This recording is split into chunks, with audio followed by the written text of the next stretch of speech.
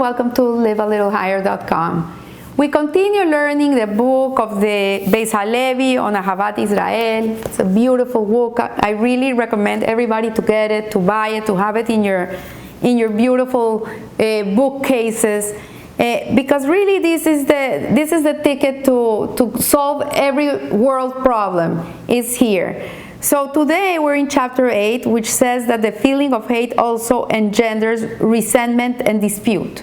So the Beis Halevi, he says that we should distance ourselves from resentment. This is in the Torah. We have to be, it says that Elazar HaKapar says, distance yourself from resentment. It's a sin to hold grudges. We cannot have grudges towards people. We cannot have bad feelings toward people. It says you cannot hate your enemy in silence. So this does not mean or that argument or fighting is a problem. You're allowed to disagree with people. You're allowed to have a fight with somebody. It doesn't mean that you cannot be putting your points of view and all that.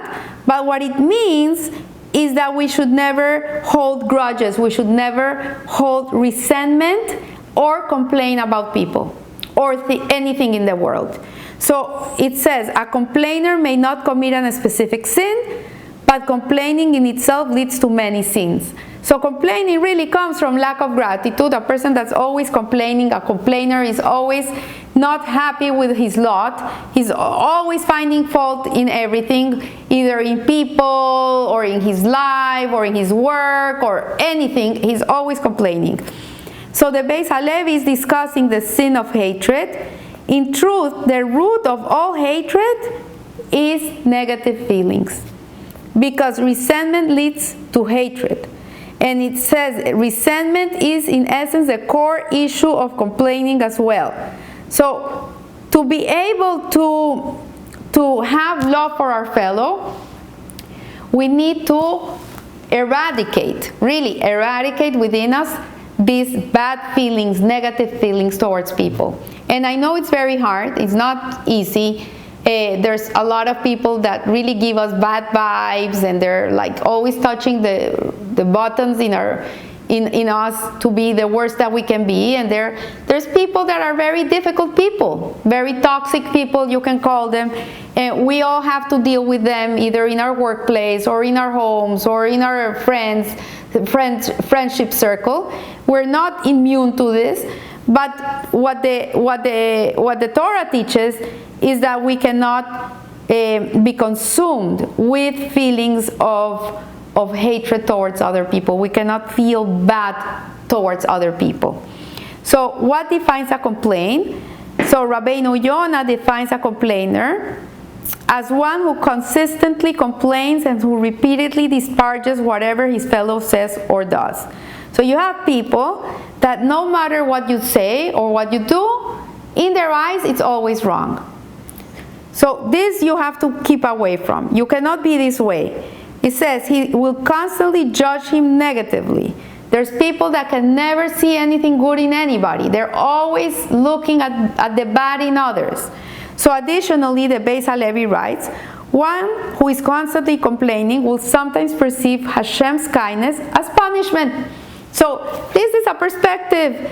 A person can be given beautiful life, beautiful house, beautiful everything, but he can somehow he manages to see everything in a negative light. So this is what happened to the Jewish people in the wilderness and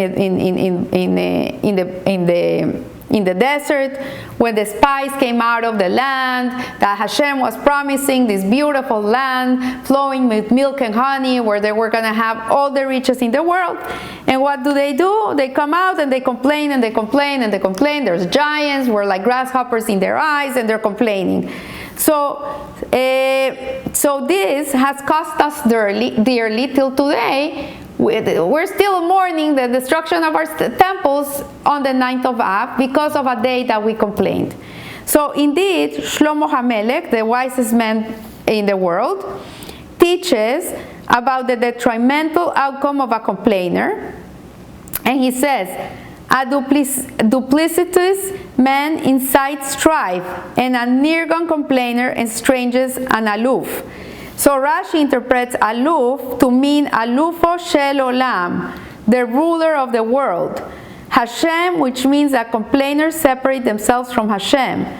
Alternatively, Rabbeinu Yonah explains that aloof refers to a friend, for one who is always complaining will cause his friends to distance themselves from him.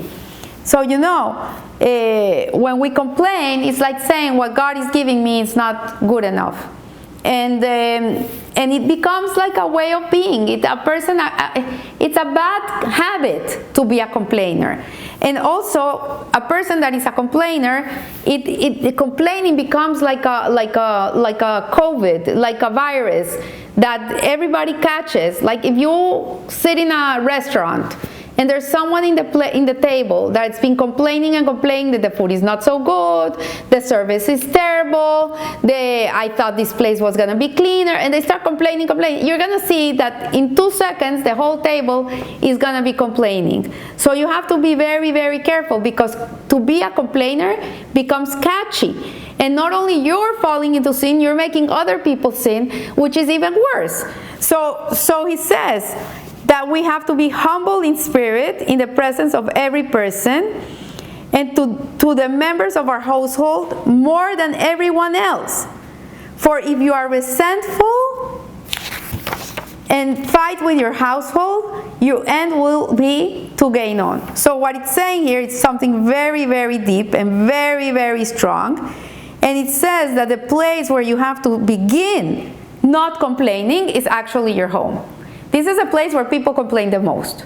The husband comes, oh, the food is cold, or the meat was dry, or why wasn't my t-shirt ironed, and people are always complaining in their home. And it says it becomes like a boomerang, because then the person that complains in the home becomes a complainer outside of the home, and he's going to be a complainer wherever he goes. And rather than feeling resentful when matters don't go his way, one must work on himself to be humble and easygoing with others. He writes, the Rav Chaim Vital, he says, praiseworthy is one who is easygoing with others, praiseworthy is one who is humble. So we have to acquire this midah, this characteristic. And the Pele Yoetz writes a fascinating explanation. He says that the Yetzer Hara is so powerful, the evil inclination is so powerful, that he convinces a person that complaining and arguing bring one to perfection, and that one without any such feelings is not human. So yes, you're a human, you're allowed, you can complain. Nowadays, wherever you go, they send you a survey so you can put all your complaints. What a bad idea. I understand that businesses want to be better, and they want to better their service to the people that come to their business, and that's commendable. But when you put a list of complaints, like it's in the negative side, they should always do it in the positive side. So the Pellet Yoetz offers 2 techniques. First, one who lives with emunah, believing Hashem, and bitachon, trusting God, he understands that anything someone does to him is from Hashem. So the other day someone came up to me and she said to me, like, what do you do with a person that treats you bad? A person that is not a good person. So I said to her, like, first of all, you have to understand, first of all, you get away from people that harm you, right? Get away from them. But in reality, one has to ask himself, why is that person harming me? It's not the person that's doing what he's doing to you. It is God through that person. It's Hashem is a stick. This person is the stick in Hashem's hand. So don't complain to the person. Go complain to Hashem. Why are you putting me through such heartache through this person? What's going on here? So in a person of faith is going to be able to see transcend more than what he has here. So yes, maybe you can say, maybe I have to learn to put boundaries. Maybe I have to learn to see if maybe of what that person is doing to me is something similar to what something I'm doing to someone else. Right? You have to be like more, get out of yourself, go higher, look at things from an eagle's eye perspective, and don't get upset at the person and don't get resentful at this person. Get away from them. You don't need to have people that harm you, but not to hold grudges, not to hold resentment. Because at the end of the day, a person that has bitachon, that has emunah, understand that this person is only an emissary of God.